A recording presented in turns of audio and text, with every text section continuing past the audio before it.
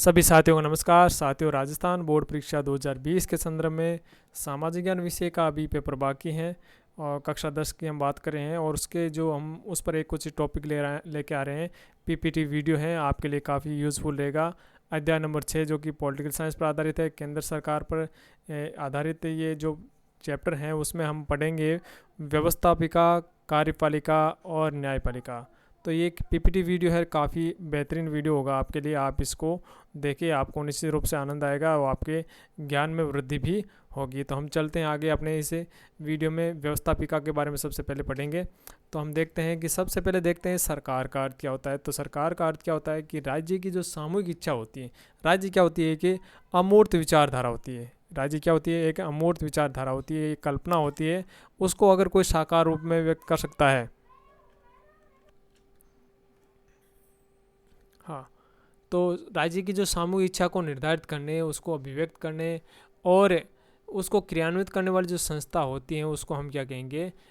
सरकार कहते हैं। कि हम कह सकते हैं कि जो राज्य का जो मूर्त रूप होता है या साकार रूप होता है वो क्या होती है? सरकार होती हैं। तो सरकार की परिभाषा भी एक दी हुई है गार्डनर महोदय की। तो हम उसको पढ़ते हैं कि सरकार क्या है? सरकार वे अभिकरण है। सरकार क्या है? एक अभिकरण है जो क्या करती हैं, जिसके द्वारा क्या होती है? राज्य की जो नीतियाँ होती है उसको निर्धारित करती किया जाता है। तो राज्य की जो नीतियाँ होती है, जैसे भारत एक राज्य है तो भारत देश की जो नीतियाँ होती है उसका निर्धारण कौन करेगा? भारत सरकार ही करेगी, यानी सरकार करेगी। और जो इसके जो सामान्य मामले होंगे सरकार के, वो सारे के सारे मामले हैं वो सरकार के द्वारा ही, राज्य के भारत सरकार के जो भारत के जो सारे के सारे जो सामान्य मामले हैं वो भारत की सरकार के द्वारा निर्मित किया जाएगा। हम भारत के सरकार के उदाहरण के रूप में चलें। और जो सामान्य जो हित होंगे उनको उन्नत करने का जो कार्य है, यानी राज्य के जो सामान्य हित होंगे उनको उनका विकास करने, उनको उन्नत करने का जो कार्य है वो किसके द्वारा किया जाता है? सरकार के माध्यम से ही किया जाता है। तो सरकार एक अभिकरण है, ठीक है, राज्य को मूर्त रूप प्रदान करने वाला एक संस्था है। आगे हम देखते हैं कि सरकार के अंग कितने होते हैं। तो सरकार के अंग होते हैं 3। सरकार के कितने अंग होते हैं? 3 अंग होते हैं। सबसे पहला जो अंग है वो है व्यवस्थापिका। तो व्यवस्थापिका का जो कार्य होता है वो क्या होता है? व्यवस्थापिका का कार्य होता है कानून बनाना। इसके बाद में हम देखें दूसरा जो रूप है वो सरकार का क्या है? कार्यपालिका। कार्यपालिका का जो कार्य होता है वो क्या होता है? ये मोटे तौर पर हम देखते हैं कार्यपालिका का कार्य है वो होता है कानून को लागू करना। यानी जो व्यवस्थापिका ने कार्य जो कानून बनाया है उसको लागू करने का कार्य कौन करेगा? कार्यपालिका करेगा। इसके अलावा तीसरा जो अंग होता है न्यायपालिका। जी हाँ, आपने बिल्कुल सही सोचा है कि ये न्यायपालिका ही सरकार का तीसरा अंग होता है और उसका कार्य होता है कि जो कानून बने हुए उन्हीं के अनुसार है न्याय करना। तो इस प्रकार सरकार के 3 अंग है, व्यवस्थापिका, कार्यपालिका और न्यायपालिका। अगला हम टॉपिक देखते हैं कि भारतीय राज्य व्यवस्था में हम देखें तो व्यवस्थापिका का गठन किस प्रकार किया गया है। तो भारतीय राज्य व्यवस्था में देखें तो दो स्तरों पर व्यवस्थापिका का गठन किया गया है। एक केंद्रीय स्तर पर जिसको संघीय व्यवस्थापिका हम कहते हैं, संघीय स्तर पर जिसको हम संसद भी कहते हैं। दूसरा जो राज्य व्यवस्थापिका होती है राज्यों के या प्रांतों के स्तर पर, जिनको हम राज्य विधानमंडल भी कहते हैं। तो हम आज जो अध्ययन करेंगे वो अध्ययन करेंगे संसद के बारे में।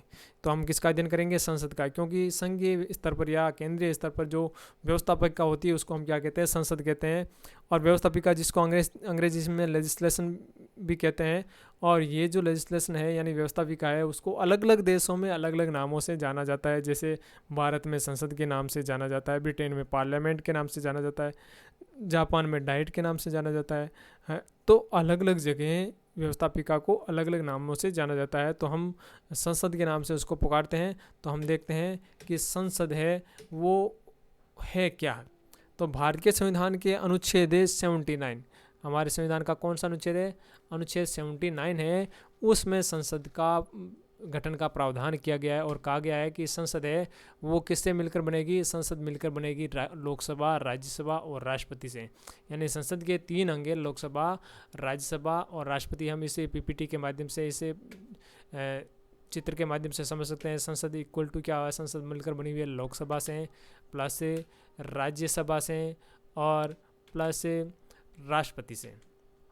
तो इस प्रकार हम कह सकते हैं कि संसद है के 3 जो प्रमुख अंग हैं वो क्या? लोकसभा, राज्यसभा और राष्ट्रपति। लोकसभा और राज्यसभा तो 2 सदन हैं और राष्ट्रपति एक अलग व्यक्ति हैं। तो राष्ट्रपति के मिलने से ही संसद का निर्माण होता है। ऐसा नहीं है कि हम ये केवल यही कहते हैं कि लोकसभा राज्यसभा से ही संसद का निर्माण होता है, नहीं, राष्ट्रपति संसद का अनिवार्य अंग है। आगे हम देखते हैं कि लोकसभा की संरचना।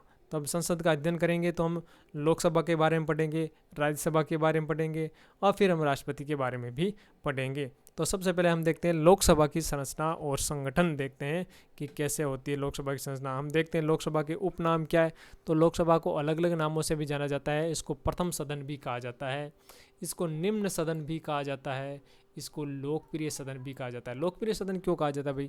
लोकप्रिय सदन इसलिए कहा जाता है कि उसमें जो सदस्य भाग लेते हैं, बैठते हैं इसमें, वो सीधे जनता के द्वारा चुने जाते हैं, और जो जनता के द्वारा चुने जाते हैं प्रत्यक्ष रूप से, वो जनता में लोकप्रिय होता है, इसलिए इसको हम लोकप्रिय सदन भी कहते हैं। सदस्यों की बात करें कि संरचना में सबसे पहले देखें सदस्य की हमारी जो लोकसभा है उसमें अधिकतम है 552 सदस्य हो सकते हैं।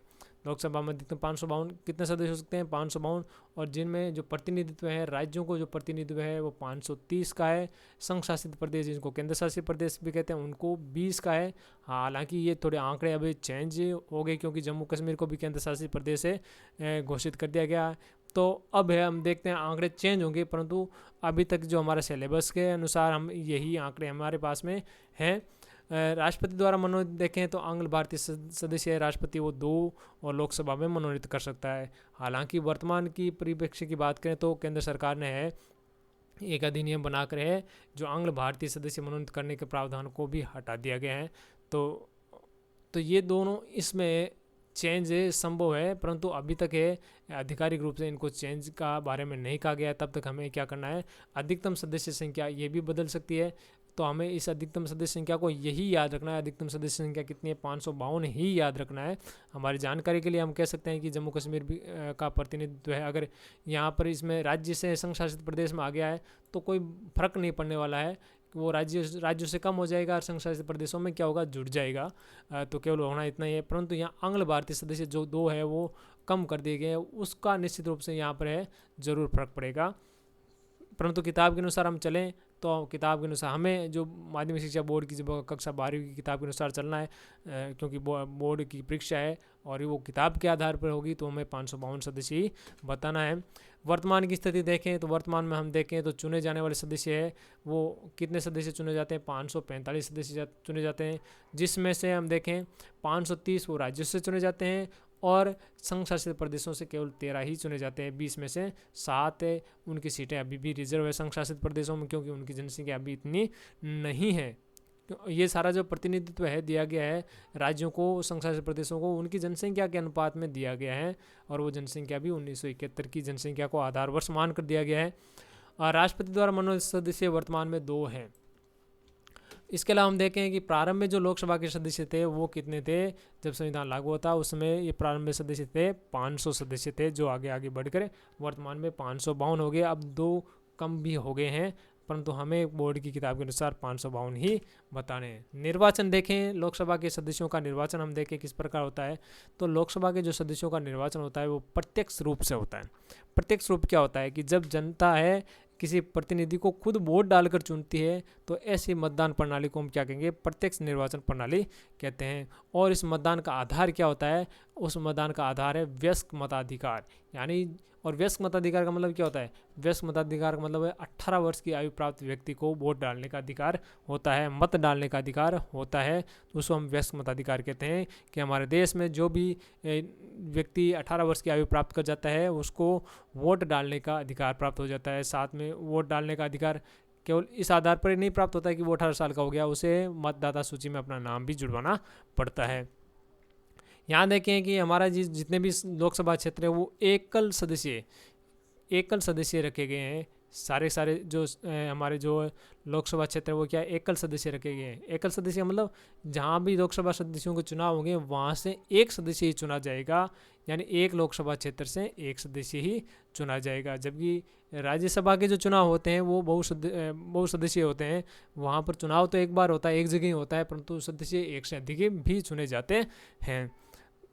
तो हमारा जो लोकसभा के क्षेत्र के जो लोकसभा क्षेत्र है वो एकल सदस्य ही रखे गए हैं। आगे हम देखें लोकसभा जो सदस्य है उनकी योग्यता क्या है। सबसे पहले योग्यता कि वो भारत का नागरिक होना चाहिए, क्योंकि लोकसभा में जाएं, राज्यसभा में जाएं, कहीं भारत के में कहीं भी हम कोई भी संवैधानिक पद प्राप्त करें तो उसके लिए ज़रूरी है कि भारत का नागरिक होना चाहिए।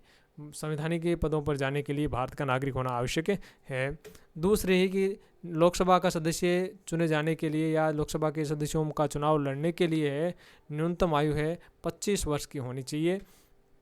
इसके अलावा कुछ नियोग्यता भी है, जैसे लाभ का पद धारण किए हुए नहीं होना चाहिए। लाभ का पद मतलब सरकारी पद पर या सरकार से उसको कुछ इनिशिएटिव नहीं मिलना चाहिए। अगर मिलता है तो उसको है रिजाइन देकर है चुनाव लड़ना पड़ेगा। जैसे मैं एक सरकारी कर्मचारी हूँ, टीचर हूँ, अध्यापक हूँ, हेडमास्टर हूँ, जो भी हूँ, वो लाभ का पद है और मैं इस लाभ के पद को धारण किए हुए लोकसभा का चुनाव नहीं लड़ सकता, लोकसभा के सदस्य का चुनाव नहीं लड़ सकता। अगर मुझे लोकसभा के सदस्यों का चुनाव लड़ना है तो मुझे अपने पद से इस्तीफा देना होगा। इसके अलावा न्यायालय द्वारा उसको पागल या दिवालिया भी नहीं ठहराया गया हो। ये लोकसभा के सदस्यों की जो योग्यता है। हालांकि और भी कुछ योग्यताएं हैं, परंतु है हमारी किताब में 4 दे रखी हैं तो हमें इनको ही याद करना है। कार्यकाल देखें हम लोकसभा के सदस्यों का, तो लोकसभा के सदस्यों का सामान्यतः कार्यकाल 5 वर्ष का होता है। निश्चित रूप से हम नहीं कह सकते कि 5 साल होगा, हम कह सकते हैं सामान्यतः लोकसभा का कार्यकाल 5 वर्ष का होता है। प्रधानमंत्री की सिफारिश पर है राष्ट्रपति समय से पूर्व भी है लोकसभा को क्या कर सकता है, भंग कर सकता है। और प्रधानमंत्री कब सिफारिश करेगा, जब उसके पास में बहुमत होगा तभी सिफारिश कर सकता है, अन्यथा है राष्ट्रपति उसकी बात भी नहीं मांग सकता है मानता।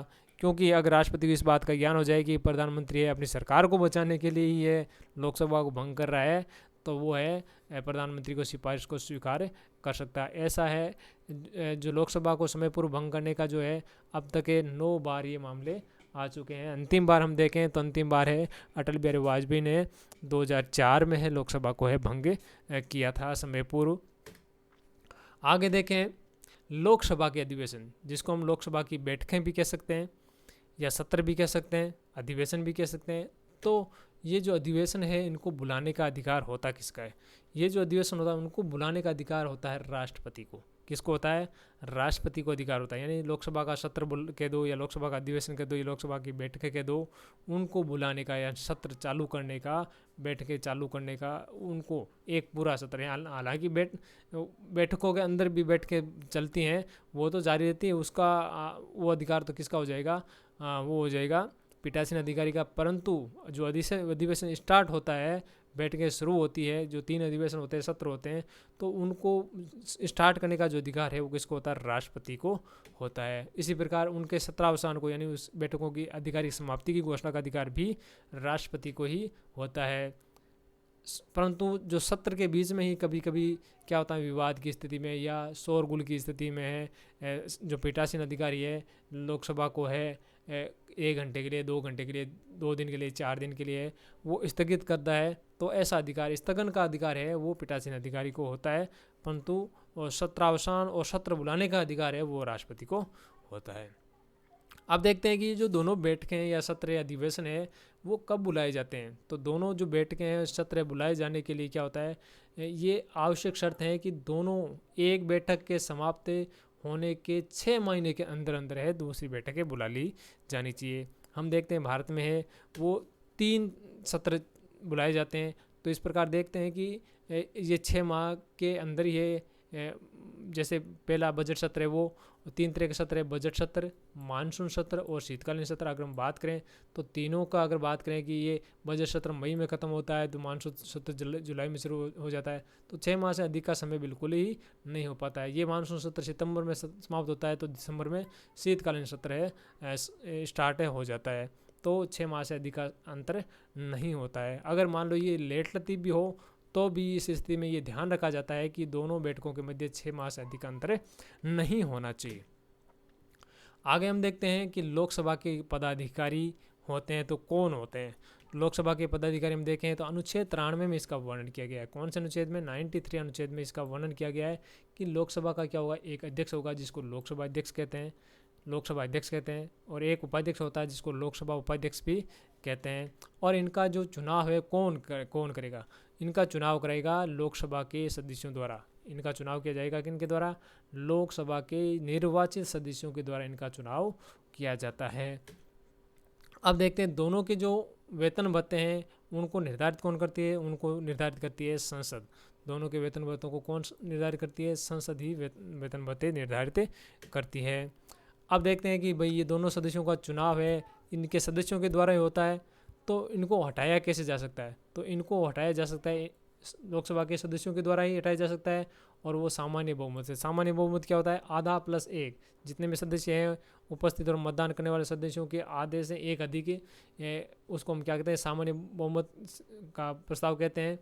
तो अगर ऐसा बहुमत का प्रस्ताव अगर लोकसभा से पारित कर दिया जाता है तो दोनों को हटाया जा सकता है, परंतु उनको हटाने से पूर्व, हटाने से संबंधित ऐसा प्रस्ताव लाने से पूर्व उनको 14 दिन पूर्व सूचना देना अनिवार्य है।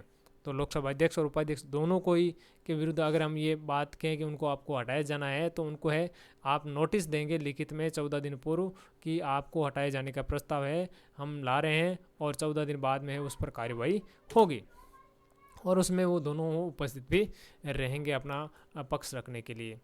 लोकसभा अध्यक्ष के कार्य और शक्तियाँ देखें, काफ़ी महत्वपूर्ण प्रश्न है। यहाँ से हम देखें ये 7 नंबर का ये जो चैप्टर है, वहाँ से एक 5 नंबर का क्वेश्चन आएगा और एक 2 नंबर का क्वेश्चन आएगा। दोनों जॉइंट क्वेश्चन आते हैं, मिक्स क्वेश्चन आते हैं।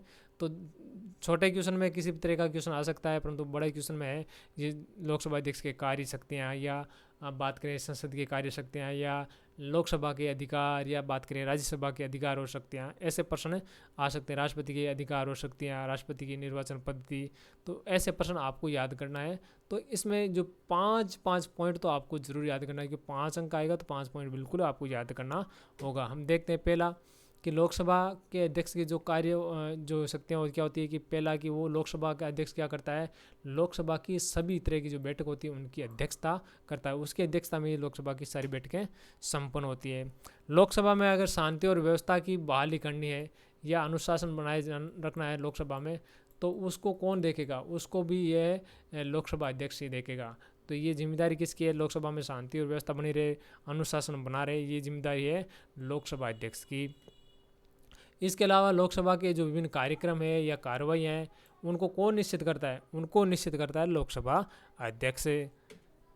लोकसभा का अध्यक्ष है वो कई प्रकार की जो समितियां होती है उनका पदेन सभापति भी होता है, यानी विभिन्न प्रकार की जो सरकार समितियां बनाती हैं तो उनमें से कुछ समितियों का पदेन सभापति है लोकसभा अध्यक्ष होता है। इसी प्रकार हम देखें प्रवर्त समितियां होती हैं, उनके जो सभापतियों की जो नियुक्ति है वो कौन करता है, लोकसभा अध्यक्ष ही करता है।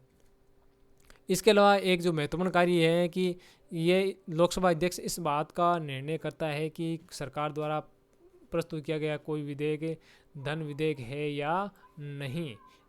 तो उस संबंध में कोई विधेयक धन विधेयक है यानी उस संबंध में लोकसभा अध्यक्ष का निर्णय ही अंतिम निर्णय होता है, उसको कोई चैलेंज नहीं कर सकता। अगर हम कहें कोई विधेयक धन विधेयक है यानी ये कौन तय करेगा, राष्ट्रपति तय करेगा, प्रधानमंत्री तय करेगा, लोकसभा अध्यक्ष तय करेगा या उपराष्ट्रपति तय करेगा, तो कौन तय करेगा, लोकसभा का अध्यक्ष तय करेगा। वर्तमान में हम देखें तो लोकसभा के अध्यक्ष है ओम बिरला है, जो कि राजस्थान के कोटा से सांसद हैं और वो इस समय जो 17वीं लोकसभा है उसके अध्यक्ष है।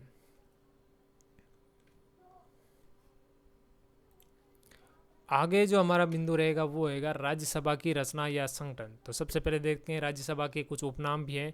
राज्यसभा को क्या कहा जाता है, द्वितीय सदन भी कहा जाता है। क्या कहा जाता है, राज्यसभा को द्वितीय सदन भी कहा जाता है। प्रथम सदन है लोकसभा कहा जाता है, और लोकसभा को निम्न सदन कहा जाता है। तो उस सदन किसको कहा जाता है, राज्यसभा को कहा जाता है। इसकी स्थिति जो ब्रिटेन की जो लॉर्ड सभा है या अमेरिका की जो सीनेट सभा है उसके समकक्ष होती है।